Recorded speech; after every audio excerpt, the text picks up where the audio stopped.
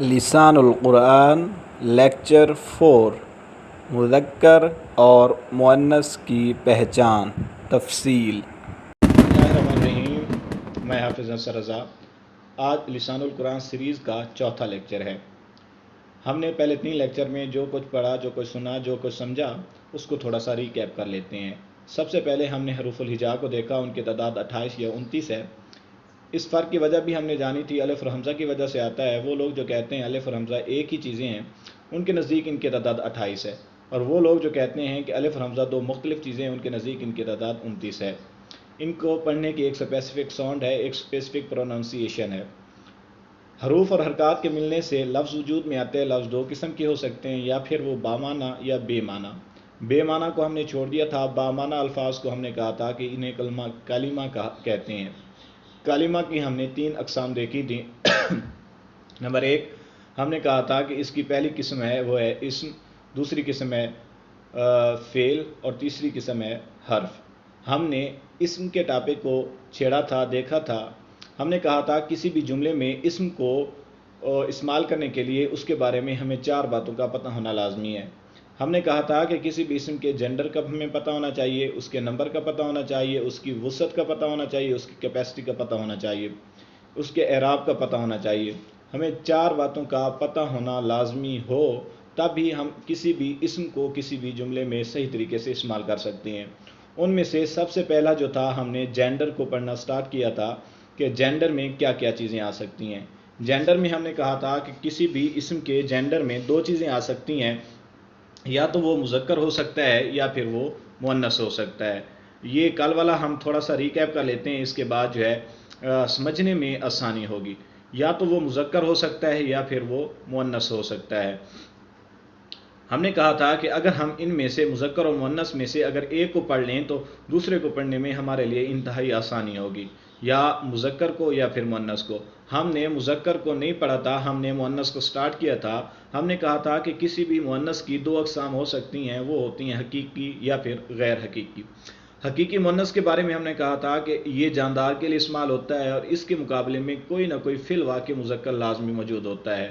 حقیقی مؤنث کے بارے میں ہم نے جو مثالیں دیکھی تھیں، ہم نے کہا تھا کہ ماں اس کے مقابلے میں آتا ہے باپ، بہن اس کے مقابلے میں آتا ہے بھائی، اس کے جیسے کہ عورت اس کے مقابلے میں آتا ہے مرد۔ یعنی یہ جاندار چیزوں کے لیے استعمال ہوتا ہے، اور اس کے مقابلے میں لازماً کوئی نہ کوئی مذکر موجود ہوتا ہے۔ جبکہ غیر حقیقی کا ہم نے کہا تھا کہ اس کی پھر 2 اقسام ہیں، ایک تو ہے علامتی اور دوسری ہے سمائی۔ جیسے اردو میں ہم نے کہا تھا کرسی، کاپی، چابی، ان کے آخر میں ایک چھوٹی ہی علامت ہے جو اردو میں ہمیں یہ ظاہر کرتی ہے کہ یہ ایک مؤنث کی علامت ہے۔ اسی طرح عربی میں بھی کوئی نہ کوئی کسی لفظ کے آخر میں علامت ہوگی جو ہمیں ظاہر کرائے گی کہ یہ مؤنث ہے لفظ۔ تو ہم نے دیکھا تھا کہ مؤنث کی جو علامتی ہے اس کی 2 علامتیں ہو سکتی ہیں، یا تو وہ گولتا ہو سکتی ہے، یا پھر ہم نے کہا تھا کہ الف تانیث ہو سکتی ہے۔ الف تانیث کو ہم نے چھوڑ دیا تھا، ہم نے گولتا کو دیکھا تھا، کیونکہ زیادہ تر استعمال جو ہے وہ گولتا ہی ہوتی ہے۔ ہم نے کہا تھا کہ الف تانیث کو ہم نے دوسرا جو ہمارا کورس ہوگا ہم اس میں پڑھیں گے۔ اس کے بعد ہم نے دیکھا تھا سمائی مؤنث کو۔ سمائی مؤنث میں ہم نے کہا تھا کہ آگ کے نام کو، شراب کے نام کو، ہواؤں کے نام کو، شہروں اور ملکوں کے نام کو، ہمارے جسم کے وہ اعضاء جو جفت ہیں ان کے ناموں کو، اور متفرق اسماء، چند ایک اسماء ہم نے دیکھے تھے کہ جیسا کہ آسمان، زمین، سورج، جان، گھر اور لڑائی، ان کا ہم نے کہا تھا کہ یہ سارے کے سارے جو ہیں یہ مؤنث ہیں۔ ان کیٹیگریز کو ہم اگر مد نظر رکھیں تو آج جو ہے ہم پریکٹس کریں گے کہ کون سا لفظ مذکر ہے اور کون سا لفظ مؤنث ہے۔ ان کیٹیگریز کو ذرا ذہن میں لائیے اور یہ سوچئے کہ کون سا لفظ ان میں مذکر ہے اور کون سا مؤنث ہے۔ تو سب سے پہلے جو ہے ہم دیکھیں گے کہ مؤنث کون سا ہے، مذکر کون سا ہے۔ آ جاتے ہیں اس ٹیبل پہ۔ پہلا لفظ جو ہے وہ دیا ہوا ہے اب۔ اب کا لفظ دیا ہوا ہے، اس کا مطلب جو ہوتا ہے وہ ہوتا ہے باپ۔ اب کا عربی میں اب کہتے ہیں باپ کو، تو لہٰذا اس کا معنی جو ہے وہ ہے باپ۔ باپ آپ بتا سکتے ہیں مذکر ہے یا مؤنث ہے۔ ظاہری بات ہے باپ ایک مذکر ہے، اور مذکر بھی کون سا ہے، یہ ایک حقیقی مذکر ہے۔ کیونکہ اس کے مقابلے میں اس کے مقابلے میں فی الواقع مؤنث موجود ہے۔ اسی طرح ہمارا دوسرا لفظ جو ہے وہ ہے اخت۔ اخت کا مطلب ہوتا ہے بہن۔ بہن کیا یہ مذکر ہے یا مؤنث ہے؟ ظاہری بات ہے یہ بھی حقیقی مؤنث ہے۔ اگلا ہمارا لفظ ہے وہ ہے عام۔ عام کا مطلب ہوتا ہے چچا۔ چچا کیا یہ مذکر ہے یا مؤنث ہے؟ جی یہ مذکر ہے۔ کون سا مذکر ہے؟ حقیقی مذکر ہے۔ آگے ہے ابنہ، بیٹی کہا جاتا ہے، اس کے آخر میں گولتا ایک علامت ہے، لہٰذا اسے ہم مؤنث کہیں گے، اور مؤنث بھی کون سی والی؟ علامتی مؤنث کہیں گے۔ علامتی مؤنث کیوں کہیں گے؟ کیونکہ اس کے آخر میں گولتا موجود ہے۔ اس کے بعد لفظ آتا ہے کتاب۔ کیا کتاب مذکر ہے یا مؤنث ہے؟ ہم اردو میں کہتے ہیں کہ یہ میری کتاب ہے، لیکن عربی میں ہم نے ان الفاظ کو ان کیٹیگریز میں پٹ کر کے دیکھنا ہے۔ اگر یہاں پہ پٹ ہو رہی ہے تو یہ مذکر ہوگا، مؤنث ہوگا، اگر نہیں ہوتی یہ مذکر ہوگا۔ سب سے پہلے دیکھتے ہیں کتاب کو۔ کتاب کیا حقیقی مذکر ہے، مؤنث ہے؟ نہیں، حقیقی میں نہیں آ سکتا کیونکہ غیر جاندار ہے۔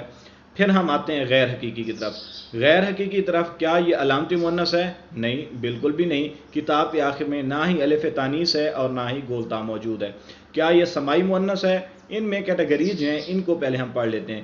کیا کتاب آگ کا نام ہے؟ نہیں، بالکل نہیں۔ کیا یہ شراب کا نام ہے؟ نہیں، بالکل نہیں۔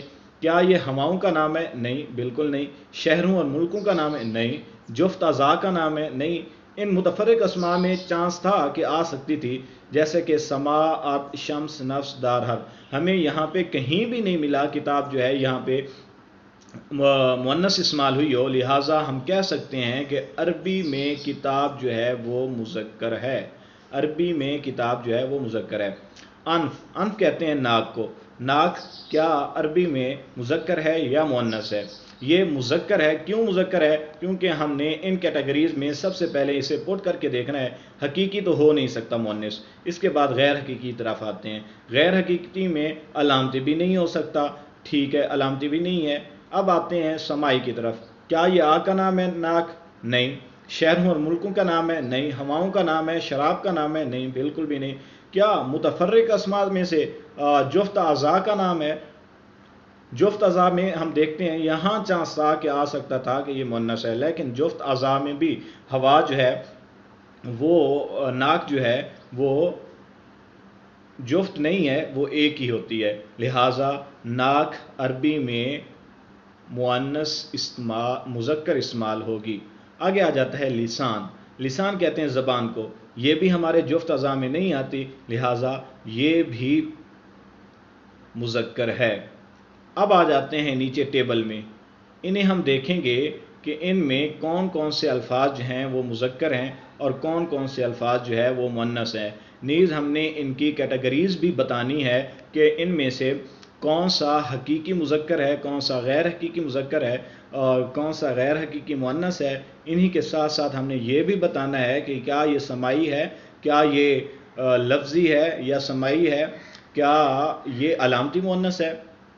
ان سب کو ہم دیکھیں گے۔ سب سے پہلے پہلا لفظ جو آتا ہے وہ ہے مسجد۔ کیا مسجد، ان کو تھوڑا سا میں بڑا کر کے ایک ایک کر کے ہم پڑھتے جائیں گے۔ مسجد، مسجد کا لفظ مجھے بتائیں کیا یہ مذکر ہے یا مؤنث ہے؟ مسجد کا لفظ مذکر ہے یا مؤنث ہے؟ مسجد ہم اوپر والی کیٹیگریز میں فال کریں گے۔ سب سے پہلے دیکھیں گے کہ کیا مسجد جو ہے ان کیٹیگریز میں آ سکتی ہے، مؤنث والی کیٹیگری۔ حقیقی تو ہو نہیں سکتا، غیر حقیقی بھی نہیں ہو سکتا، علامتی بھی نہیں ہو سکتا۔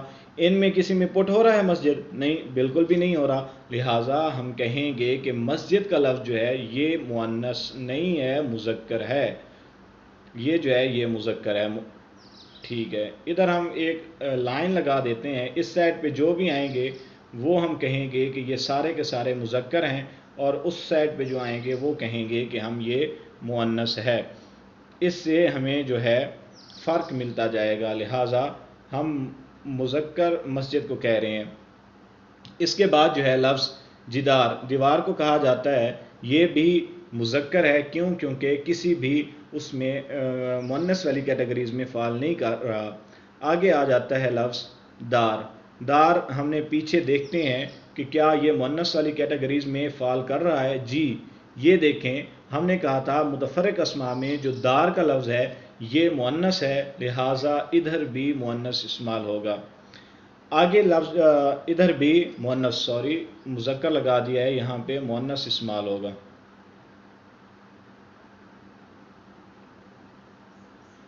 آگے آ جاتا ہے عین۔ عین کہا جاتا ہے عربی میں آنکھوں کو۔ کیا آنکھیں مذکر ہیں یا مؤنث ہیں؟ ہم نے ایک کیٹیگری پڑھی تھی کہ جفت اعضاء ہمارے جسم کے جتنے بھی ہیں وہ سارے کے سارے مؤنث ہیں۔ ہماری آنکھیں جو ہیں یہ جفت ہیں، لہٰذا یہ مؤنث ہیں۔ غرفہ، غرفہ کہتے ہیں کمرے کو۔ کمرہ مذکر ہے یا مؤنث ہے؟ اب جو ہم دیکھیں تو یہ آ سکتا ہے ہمارا مؤنث، کیونکہ اس کے آخر میں گولتا موجود ہے، اور یہ آ سکتی ہے کون سی علامتی مؤنث آ سکتی ہے؟ کوکب کہتے ہیں ستارہ کو، یہ کسی بھی مؤنث والی کیٹیگری میں فال نہیں کر رہا، لہٰذا کوکب جو ہے یہ مذکر ہے۔ اس کے بعد ہم دیکھیں گے کتاب۔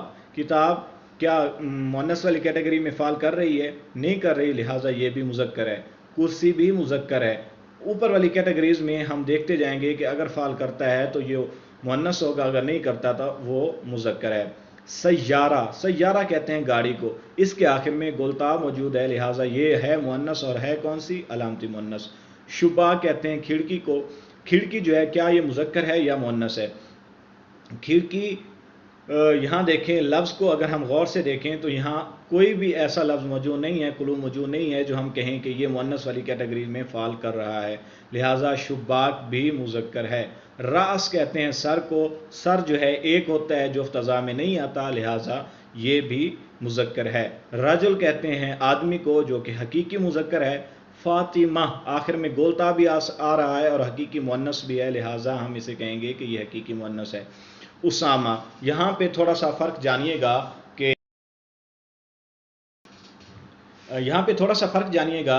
کہ ہم نے کہا تھا کہ مؤنث میں تھوڑی سی ایکسیپشن آ جاتی ہیں۔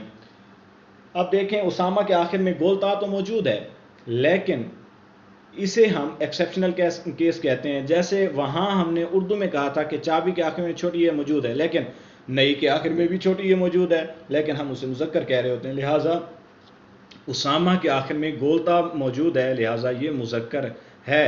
ہم اب اس کو علامتی مؤنث میں نہیں لے کے جائیں گے کیونکہ یہ تھوڑا سا ایکسیپشنل کیس ہے۔ علامہ، یہ بھی مؤنث مذکر میں آئے گا، گو اگر اس کے آخر میں گولتا موجود ہے، لہٰذا لیکن پھر بھی یہ مذکر آئے گا۔ جیسے ہم نے کہا تھا درزی، نئی، ان کے آخر میں یا تو آ رہی ہے چھوٹی، لیکن یہ اردو میں مذکر ہی استعمال ہوتے ہیں۔ اس کے بعد ہے مدرسہ۔ مدرسہ یہ بھی مؤنث ہے، اس کو تھوڑا سا کیٹیگرائز کر لیں، یہ مؤنث میں آتا ہے۔ اور ساعہ، گھڑی کو کہا جاتا ہے، اس کے آخر میں گولتا آ رہی ہے، لہٰذا یہ مؤنث ہے۔ بیت، گھر کو کہا جاتا ہے، یہ مذکر ہے۔ انف کہتے ہیں ناک کو، یہ مذکر ہے۔ اور قمر کہتے ہیں چاند کو، یہ بھی مذکر ہے۔ مروحہ، یہ کہا جاتا ہے پنکھے کو، پنکھا جو ہے یہ مؤنث ہے، کیونکہ آخر میں اس کی علامتی مؤنث۔ کراسہ کہا جاتا ہے کاپی کو، تو یہ کراسہ جو ہے یہ بھی مؤنث ہے۔ مفتاح، چابی کو کہا جاتا ہے، لہٰذا یہ مذکر ہے۔ اور باب، دروازے کو کہا جاتا ہے، یہ مذکر ہے۔ نافذہ، نافذہ یہ بھی مؤنث ہے، اور مؤنث کون سی ہے؟ اس کے آخر میں گولتا موجود ہے۔ لسان، زبان جو ہے یہ مذکر ہے۔ امرأہ، عورت جو ہے یہ ایک مؤنث ہے۔ اس کے بعد عمر، یہ ایک مذکر ہے، حقیقی نام ہے۔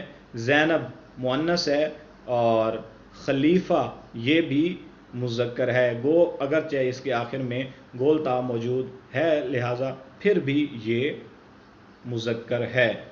اب جو ہے اوپر والے سوالوں کا نیچے جو ہے جواب دیا گیا ہے، ان جوابوں کو ہم دیکھیں گے۔